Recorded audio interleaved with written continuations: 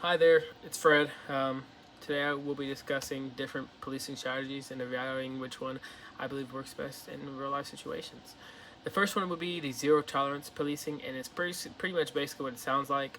In my own words, it's a strategy that police officers use, and it strictly enforces all laws, even minor ones, with little discretion. The idea really is to crack down on small crimes and that will prevent larger ones. So, um, an example of zero tolerance policing uh, can be seen, I guess, with the Georgia State Police. I guess that's a good example because I don't know if you guys seen the videos, but there's tons of videos. There's recently a video of a guy who was uh, speeding on a motorcycle, and the cops he was going like this. The cops got in front of him. He had to slow down because there's another car in front of him, and he really couldn't get out. And the cops just and knocked him over. But Georgia State Police don't play. They often they're pretty much known for being ruthless. They maneuver people all the time. But I guess that's a good thing of a zero tolerance policing, as you know, even if you're on a bike, a motorcycle, because most states and cities will stop pursuit if you're on a motorcycle because it's insanely dangerous. Um, that's a good example of zero tolerance policing, in my opinion. Community policing focuses on building relationships between police officers and the community. And officers work with residents to identify problems and solve them together. For example, I don't know if you guys seen it. Oh man, he got famous a long time ago, but I've seen a couple of his videos recently. It's a police officer, and he's in Louisiana, and he goes and he every Sunday he eats dinner with this mother of the I think it's 3 or 4, and he basically just talks to the kids and acts in a father figure and talks to them, asks them how they're doing, checks up on them, and it's pretty nice. Um, yeah, it's pretty nice. Or if you guys have seen videos where like police officers are playing basketball or like racing against people in videos that you might see online, that's also an example of community led or community policing.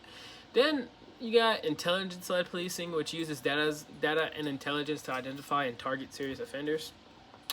It's how do I say it's I mean, it's strategic and proactive, and it tries to prevent crimes by focusing on high risk individuals or areas. For yeah, I can't really give it a good example for that, honestly. But yeah, well, I guess if you're a police officer and you know where people are most likely to speed, you might sit down there and sit with a radar gun watching them speed over there and try to keep it down there, I guess. And then the last one, I believe, is evidence-based policing, and it relies on research and data to guide decisions. Instead of relying on traditional or personal judgment, departments use studies and statistics to determine what strategies are most effective. And that one also goes with like police officers just running some percentage tests or something like that, and realizing that people like to speed on I-45 a lot more than I-16 or something like that. So they sit on I-45 more. I don't know, or yeah, something like that. Something like that. That's kind of what I'm kidding. So the comparison, these strategies differ in philosophy, methods, and outcomes.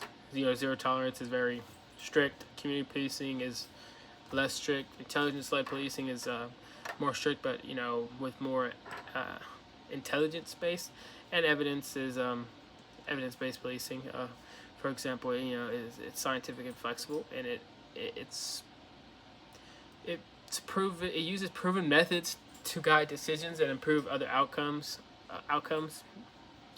as well as intelligence-led policing. It focuses on preventing crime by identifying patterns and targeting repeat offenders rather than using methods to guide decisions. And community policing is built on communication, while zero tolerance policing is built more on aggressive enforcement, so less communication and really more enforcement. Um, Other than that, in my opinion, evidence-based policing is one of the best, but I really think it's community-based policing. It's an effective strategy really, I guess the phrase goes, "It takes a village to raise a kid." So, you know, what's what's a good village without good police officers and good police officers to help guide the youth? You know, if all kids see is police officers doing bad, or doing bad by their people, or doing bad by the sense of the parents, or being bad figures inside of the community, then kids are most likely to not want to be police officers when they grow up, or not feel safe around police officers, which ultimately is terrible, because kids should feel safe around police officers.